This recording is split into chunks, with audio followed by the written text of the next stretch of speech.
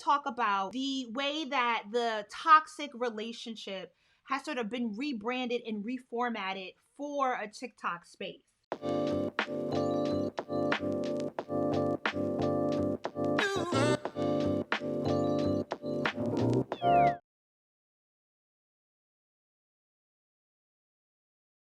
I don't think the toxic relationship is new, because I think the precursor to the toxic relationship is the young relationship goals prank based couple who then went from pranks to, having children at 19, 20 years old, even some 18 years old, moving more into like the Black family content, but still presenting this lifestyle of we're young, in love, and, we're going to vlog every day and showcase our children. And this is an aspirational set of goals. And then, there's a cheating allegations, there's a cheating scandals, but we're going to stay together and we're just going to, post more content. But like DDG from the early 2010s, the young man who's now dating Haley Bailey, and his early career on YouTube was like he would get into drama with his girlfriends, and his girlfriends were always other YouTube content creators. And on both channels, they would just be posting back and forth. They would either post vlogs in the heat of the drama and just have ads like every 5 minutes because they knew people were going to watch. But like this way that people used to drum up engagement around the cheating allegations, around the drama about did we break up? Are we moving on? It's like you'll never see somebody's YouTube channel until they post a video, I'm divorced, and they're like teary-eyed in the thumbnail. And then somehow, their videos are getting serviced on your front page on YouTube. And so I think that is a precursor. But now what we have on TikTok is a sort of very unique content creator in Erica Kane. Now, E. Kane, as she's known on the platform, has a baby daddy. And I want to talk about E. Kane and sort of this cycle of toxicity that she has found herself in with her baby daddy, Chris, and how that is mirrored through the sort of cycle of toxic relationships as a brand identity, as a tool for engagement through the history of social media, but how I think she is in a very dangerous position, not so much from a position of, it is about safety. Not that I think Chris outright, I don't know. I don't know what that man fitting to do. I think part of their consistent engagement at this point, that their relationship and the toxicity of their relationship and the really, really bad elements of their relationship have been incentivized by the way that the TikTok algorithm works. And that's why I think she's in danger. I think in another life and time, like she makes a joke about not going to therapy because she largely doesn't have access to it. And I think that the other side of that joke about not having access to therapy, which is a really real thing and a real conversation to have, is also that the kind of money she's making is just enough to keep her going, to keep her putting out content, because it's the most money that she's ever made. But it's not enough for her to move forward with her life. And so she's caught in a constant cycle. In order to get really high engagement rates, this nigga in the background gotta be popping up in the background, or there has to be some conversation about him, because that's her tool to keep people watching. She has consistently made light of their abusive relationship. And it does get really tricky to discuss her and Chris, because the way she kind of talks about him and comes across as, I don't know, I don't want to victim blame here though, because she consistently, as part of her brand, says that she lies to folks because she's been on the platform for 3 years now. And if you're not an OG and you don't know the real story, you're just projecting, and she doesn't feel like she needs to explain herself to you. She has a lot of trauma, and she is very upfront and very raw about that trauma. And so I understand the appeal people have with her. But this is an earlier video. The relationship with Chris and the underlying idea that he is abusive. And so therefore I'm going to just talk nasty to him and be really disgusting to him, and look how he looks, and I'm going to encourage other people to be derogatory to him, has just kind of continued on and really become a part of their brand, because people are consistently trying to figure out, as she gains some sort of financial security and momentum through being a content creator and doing wig reviews, is she finally going to leave this man? Here's her then discussing and making light at the top of 2020 about her supposedly being a pedophile. There's a lot to unpack. So I'm sorry, I probably should really give a trigger warning because this is not a light subject. This is a post from her Facebook that people had resurfaced at the end of 2019 in 2020, and then this resurfaced again with her tweet talking about he ain't look 13, but this is a young boy. She posted it to her Facebook in 2017. It said, "Cut the fuck up. Y'all really thought I gave a fuck that he was 13? Y'all high. We locked. But Blair Lee, I don't know. I'm not from Michigan, so I'm not gonna claim to understand all the lingo or whatever. It's just a lot of trauma, y'all." And then her response in 2020 resurfaced this year, and there was a lot of TikTok discourse about what the implications are of her committing what is essentially sexual assault as a teenager who was also very actively being sexually assaulted at the time as well. And her response to it was generally, I didn't actually pull up any of her responses. Her response was there was a song on TikTok at the time called with the line like, my little boy 19, bitch, am I a predator? And then she was like, call me E. Kelly.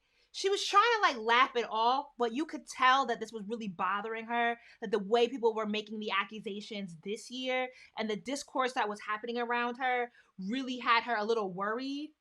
But she kept doing videos and just doing wig reviews and being like, call me E. Kelly. What y'all gonna do about it? But on live, she would then admit that, that had her really nervous about the way the discourse was going. She also makes a lot of light about her vaginal health and how Chris, her baby dad, mind you, oftentimes, especially when she's on live, she has 2 young children. I think the older child might be 2 and her daughter just turned 1. The children are often in the background of these videos as all this is going on. And one of the things she's also very publicly said about Chris is that he doesn't make any money. She's a financial provider, but one of the reasons she won't stop dealing with him also it's because he's the one that emotionally takes care of the children.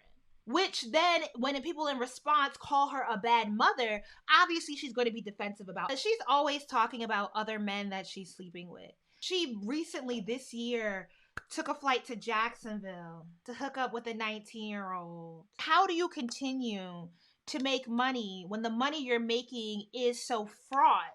But now she's in this cycle where the content looks like this. Dirty bitch. Damn! Hey, shit like that get me excited, man. Can't lie, man.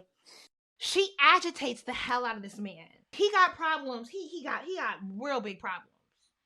I don't know if therapy is enough for old boy.